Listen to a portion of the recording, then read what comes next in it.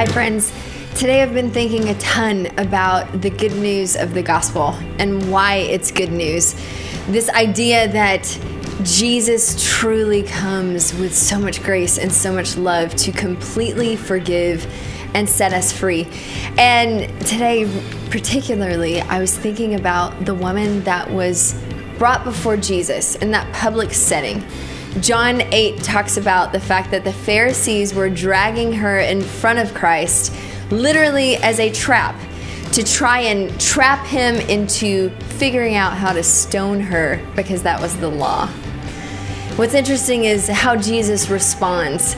Rabbis in that day used pictures more than anything to teach, and especially considering how well the culture of that time knew Scripture, they would often use pictures to draw people's minds into the Scriptures that they already knew.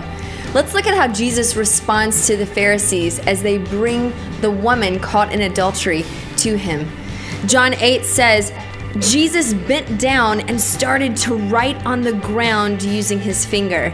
In the original language, it says literally that Jesus wrote in the dust.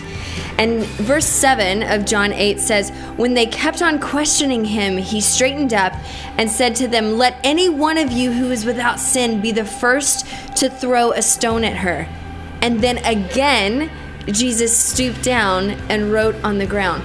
Why was Jesus writing with his finger in the dust? Well, what's so interesting is there's a scripture, a passage that everyone in that crowd would have known in that time. It was used in their rituals for baptism and cleansing, and it's actually found in Jeremiah 17. Verse 13, it says, Lord, you are the hope of Israel. All who forsake you will be put to shame. Those who turn away from you will be written in the dust because they have forsaken the Lord.